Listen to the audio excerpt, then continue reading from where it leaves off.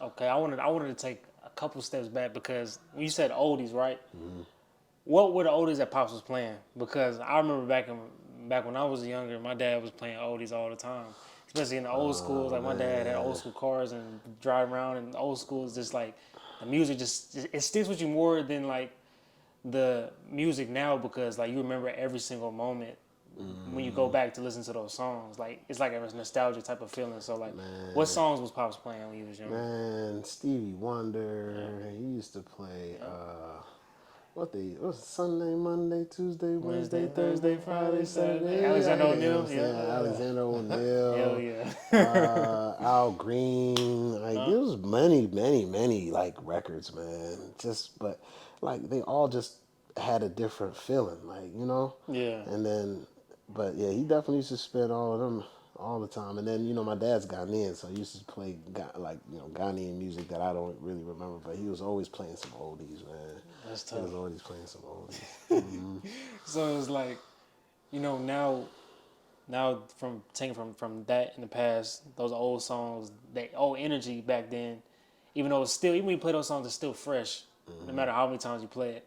So how do you infuse that into like your inspirations, right? How do you infuse that into now? Like how does that, as far as now when you make songs now, producing and stuff like that? I mean, it's still that same feeling. Like sometimes I'll get excited when I hear a song that from like back in the day. Right. Like like you know, if for example, um, I can't remember the name of this artist that I sampled, but there's a song that I sampled off a project, uh, uh, and that song gave me such a crazy feeling that I'm like, yo, I got to turn this into a, I guess what you'll call like a Detroit type of rap beat, where Right.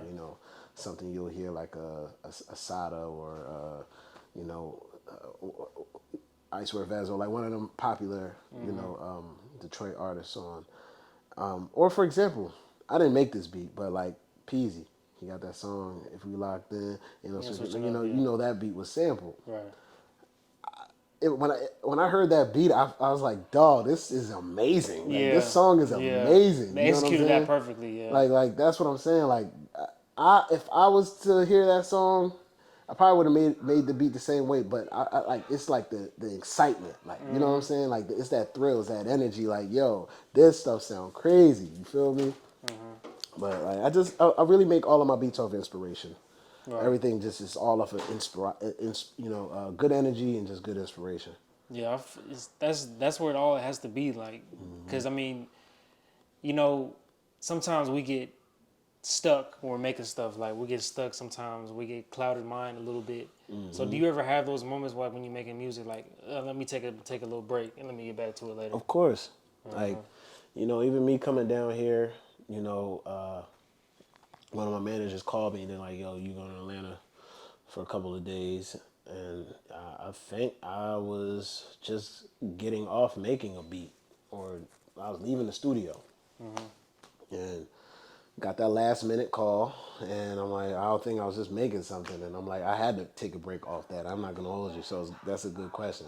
Yeah. I had to take a little break off it, but like sometimes you just have to like Yeah. making so much beats. Like how sometimes people be like, man, I make like 8 beats a day or 10 beats a day. I would love to say I do that, but sometimes you gotta let your brain rest. You know what I'm saying? Hmm. Sometimes you gotta like recharge your battery. Hmm. You'll burn yourself out. At least for me.